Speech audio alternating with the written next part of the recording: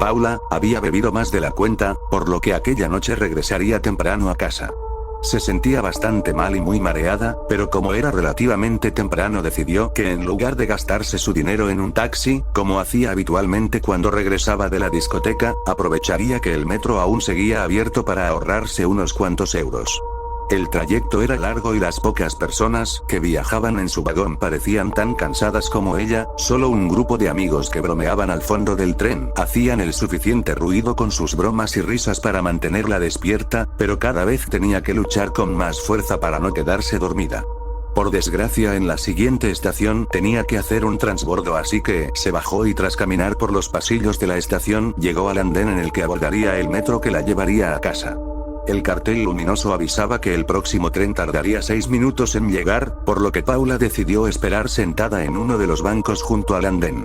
El silencio y la soledad de esa estación provocaron lo inevitable y a pesar de sus esfuerzos, se durmió y casi sin darse cuenta, se recostó en el banco usándolo como si fuera una cama. Era tan profundo su sueño provocado por la borrachera que cuando pasó el último metro de la noche ni siquiera lo sintió pasar.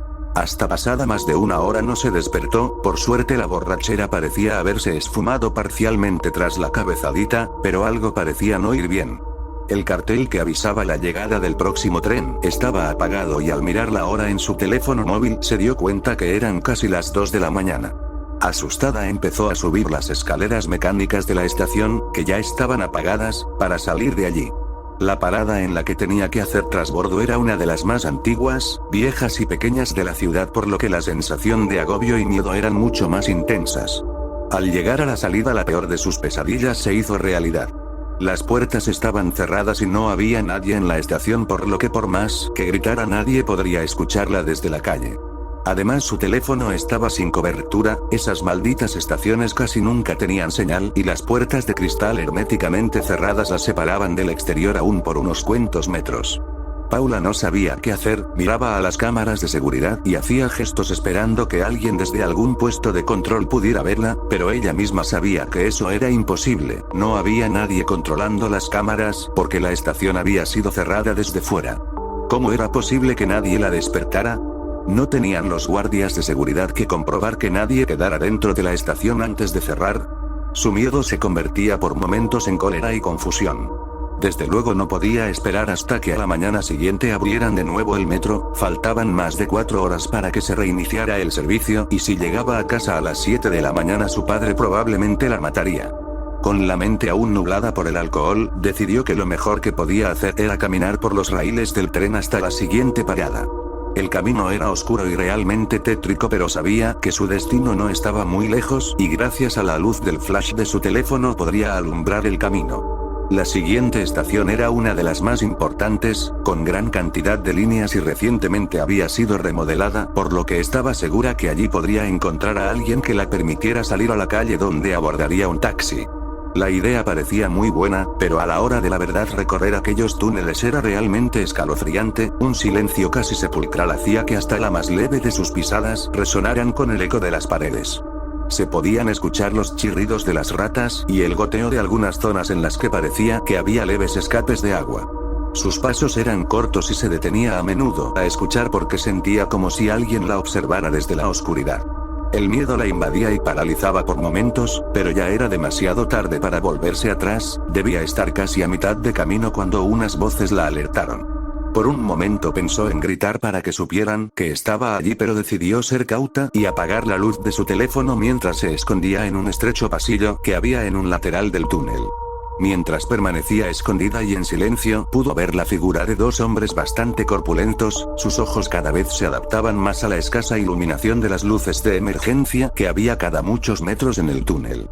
Ambos parecían discutir acaloradamente por un cartón de vino, y a escasos metros de donde se encontraba Paula comenzaron los empujones y golpes. El más grande de ellos le propinó un puñetazo que tumbó al otro y gloriosamente alzó su trofeo, mientras de un trago se bebía casi la mitad del contenido del cartón de vino. El más pequeño, enfurecido, sacó un cuchillo de la espalda y se lo clavó repetidamente en el cuello a su rival. Realmente se ensañó con su cadáver, y a pesar de la poca luz Paula pudo ver con claridad cómo tenía toda la cara manchada de sangre. Recogió el poco vino que quedaba y se lo tomó de un trago. Paula estaba temblando del miedo, no se atrevían ni a respirar y desde luego mucho menos a moverse. Si estaba lo suficientemente quieta tal vez el vagabundo asesino se iría de allí sin verla. Pero la casualidad no se quiso aliar con ella y justo cuando el asesino se daba la vuelta para marcharse del lugar la batería de su teléfono la delató. Un incesante pitido advirtiendo que la carga estaba a punto de agotarse comenzó a sonar y el vagabundo se giró de inmediato. ¿Hay alguien ahí? Puedo escucharte, sal inmediatamente o te rajo. La pobre chica se quedó petrificada y no sabía cómo actuar mientras el asesino se acercaba a ella. Por instinto decidió tirarle el teléfono con tan mala puntería que este pasó por encima del vagabundo y golpeó la pared del fondo. Él, que todavía no había visto a la chica, escuchó un ruido a sus espaldas y se giró, momento que aprovechó Paula para salir de la oscuridad y empujarle a la vez que salía corriendo. El vagabundo enfureció de tal manera que no dejaba de gritar e insultar a Paula, se levantó y comenzó a perseguirla por los túneles. Ella no era una buena deportista, pero el miedo se apoderó de sus piernas y le dio fuerza para correr dejando atrás los zapatos de medio tacón que llevaba aquella noche. Sus pies se ensangrentaron mientras corría sobre la gravilla y guijarros del suelo de túnel. Sin embargo, el miedo era más fuerte que el dolor y no se detuvo a pesar de que en varias ocasiones estuvo a punto de caerse al tropezar por culpa de la casi total oscuridad de su ruta de huida. Al llegar a la estación Paula ya había logrado sacar unos cuantos metros a su perseguidor y subió al andén para adentrarse en los pasillos que la llevaban a la salida del metro. A sus piernas empezaban a fallarle las fuerzas, pero no se podía parar a descansar así que casi extenuada subió el último tramo de escaleras. Lo que vio allí la heló la sangre, la estación estaba al igual que la anterior cerrada y no parecía haber nadie, comenzó a gritar desesperada, a gesticular a las cámaras y golpear las puertas. Pero su perseguidor que conocía a la perfección los horarios y hábitos de los trabajadores del metro, ya había subido la escalera y la había cortado toda posible ruta de escape. El asesino se abalanzó sobre ella y tras inmovilizarla la violó y sometió durante más de una hora. Cuando había saciado todos sus apetitos sexuales, sacó de nuevo el oxidado y ensangrentado cuchillo con el que había matado al otro vagabundo y se lo hundió repetidamente en el pecho hasta que Paula dejó de patalear y murió con una horrible expresión de terror en su rostro.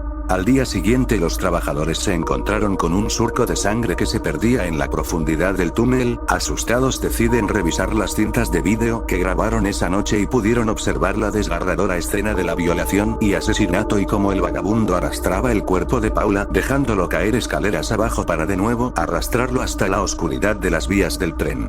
La policía localizó los dos cuerpos, pero no encontraron ni rastro del asesino, del cual se dice que todavía utiliza los túneles del subterráneo para